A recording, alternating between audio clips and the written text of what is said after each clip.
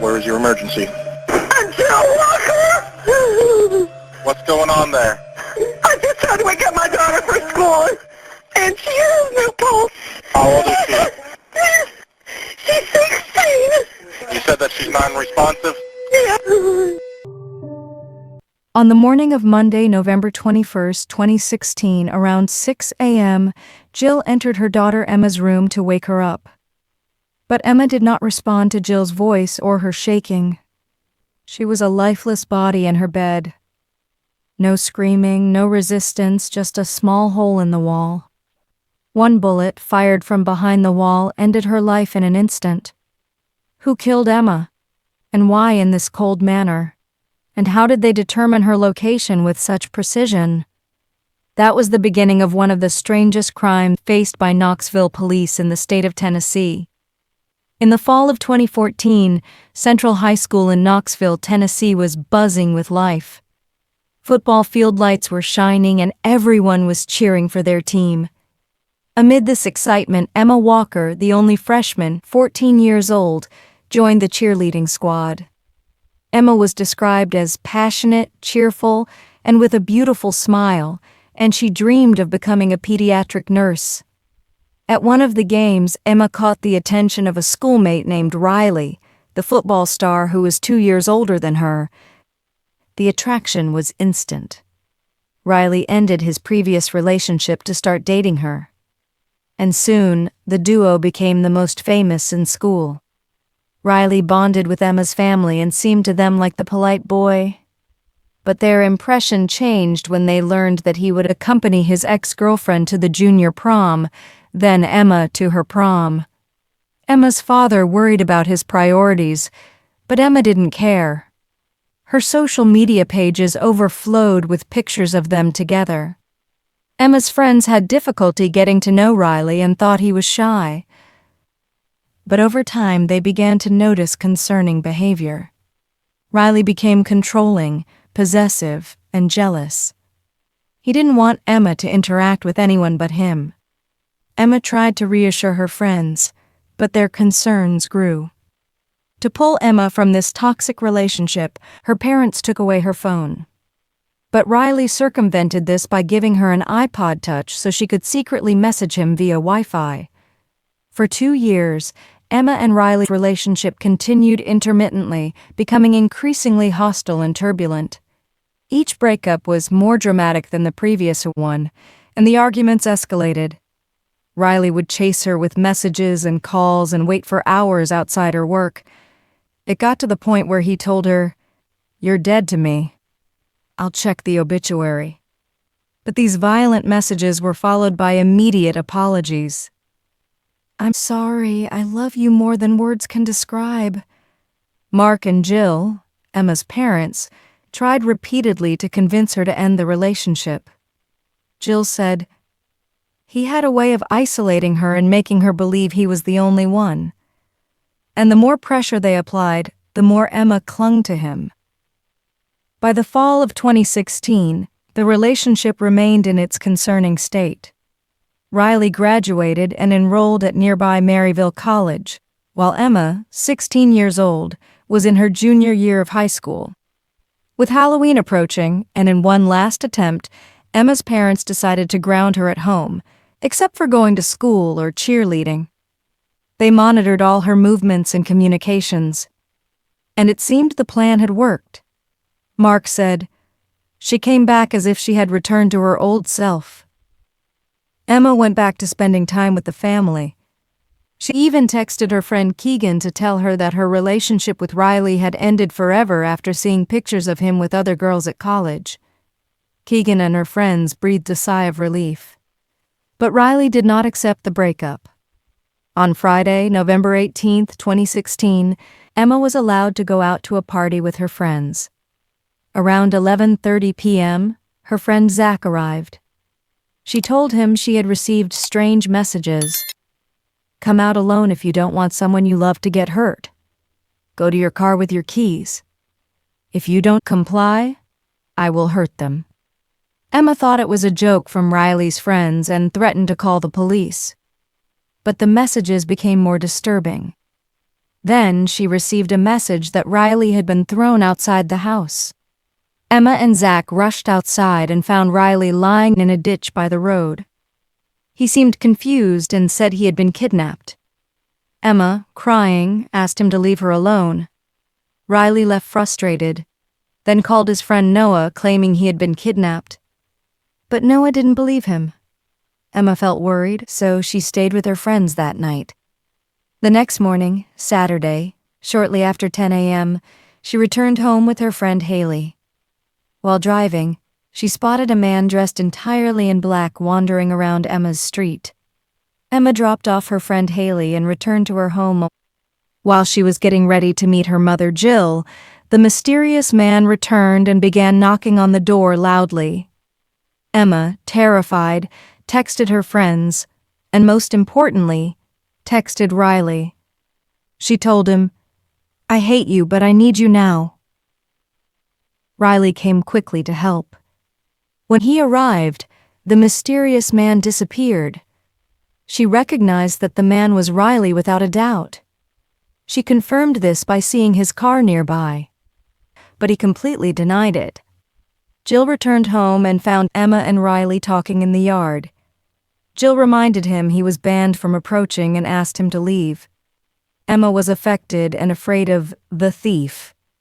Jill wasn't convinced it was just a coincidence, but Emma insisted that Riley had nothing to do with what happened. After this incident, Jill and Mark's concern increased.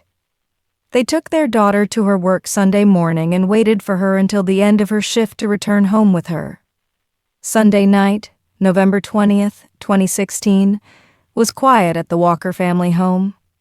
Emma talked with her friend Keegan, then went to sleep around midnight. Minutes after midnight, Riley called Emma from his roommate's phone. She told him she didn't want to get back together with him and ended the call. After that, Riley flooded her with hundreds of text messages and about 40 calls, in addition to multiple voicemails. Emma didn't respond, so he stopped trying. During the night, Emma's father woke up to a sound like someone in the house, a door closing twice. He checked Emma's and brother Evan's rooms but found nothing and heard no other sound, so he thought he had imagined it and went back to sleep. Around 6 a.m., Jill entered Emma's room to wake her up. She called her, but she didn't respond. She touched her leg, but she didn't move. And when Jill looked at Emma's face, she knew she had to call an ambulance immediately. Where is your emergency? Jill Walker! What's going on there? I just tried to wake up my daughter for school, and she has no pulse. How old is she? She's 16. You said that she's non-responsive? Yeah. Laughter. Emma Walker, 16 years old, had passed away. The police immediately arrived at the Walker family home. At first, police noticed a small amount of blood near Emma's mouth, suggesting she had vomited. But something else quickly caught their attention. A small hole in her bedroom wall. It appeared to be a bullet hole. 2 bullet casings were found outside the house. Someone had fired a shot at Emma's head through the wall while she was sleeping. After a thorough search, police found a second hole in the same wall at the same height, close to her bed's position. The shots were fired from very close range, about 4 to 5 feet from her window, between 2:30 and 3 a.m. One of the bullets hit Emma behind her left ear, most likely causing her death instantly. The other lodged in her pillow. The killer knew the details of the room and appears to have surveyed it multiple times. He knew exactly where Emma slept and precisely determined the corresponding spot from outside the wall, confirming his prior intent and meticulous planning. Hundreds of condolences poured in, and among them were many from her ex-boyfriend Riley. A candlelight vigil was held at her school, and her classmates released balloons in her memory. But as the investigation began, one name kept being repeated by everyone: Riley Gall. Even Riley's friends themselves began to worry. They revealed to investigators that the day after claiming he was kidnapped, He told them he feared for his life and took his grandfather's pistol for protection. He even showed the pistol to his friend Alex. Noah, one of Riley's friends, also said he asked him about how to remove fingerprints from the pistol, claiming he was asking for his roommate. One day before Emma's murder, Riley's grandfather had reported this pistol stolen. Later, Riley asked Noah and Alex to help him dispose of the pistol and throw it in the Tennessee River, fearing he would be implicated despite claiming he had nothing to do with Emma's death. With suspicions mounting, police decided to summon Riley for questioning. Police talked to him for hours. The more he spoke, the more holes appeared in his story. He was vague, detached, and his way of talking about Emma didn't match his previous statements. He referred to her as that girl and refused to mention her name. Investigators said Riley was emotionless, incoherent in his speech, and his story seemed pre-prepared. Despite insisting he was in Maryville at the time of the incident, cell phone data analysis proved him a liar. His phone was on the highway around 12:30 a.m. heading from Maryville to Knoxville. It was found that he was in the vicinity of Emma's house around 3:45 a.m., while Emma was killed between 2:30 and 3 a.m. Officers confronted him about the pistol and with Noah and Alex's testimony. But Riley denied everything and refused to confess. Although Riley was the only suspect, police didn't have enough evidence yet to arrest him. After being released from the police station, Riley sent a text message to Noah and Alex demanding they delete messages and not talk to the police. But he didn't know that Noah and Alex were still cooperating with officers since Emma's death. The two friends wanted to support the investigation and recover the murder weapon. Despite police hesitation at first due to safety risks, both friends insisted on helping. Alex said, "I wasn't afraid for my safety. I was afraid that justice wouldn't be served." In coordination with police, a plan was set to trap Riley. Noah and Alex agreed to help him throw his grandfather's pistol in the Tennessee River. The plan was for police to wait nearby to arrest Riley as soon as he took out the pistol. The friends would send a code word to police to signal them to move. Police equipped Noah and Alex with hidden recording devices and secret body cameras, and a complex undercover operation began. After this recording, the three headed to the river with the pistol that Riley had been hiding in his stepfather's house. When they arrived, Riley took out the pistol ready to throw it. But thanks to Noah and Alex, police were waiting for him. Just 48 hours after finding Emma, her killer was in handcuffs. Riley was charged with the murder of Emma Walker. In his car trunk, police found black clothes and shoes. They concluded these were the clothes he wore when he tried to enter Emma's house a few days earlier. Riley Gall's trial for first-degree murder began a year and a half after Emma's murder. Riley pleaded not guilty. He chose not to testify, and his legal team didn't call any witnesses. The defense didn't argue that Riley fired the shots, but claimed what happened was an accidental incident that led to Emma's death.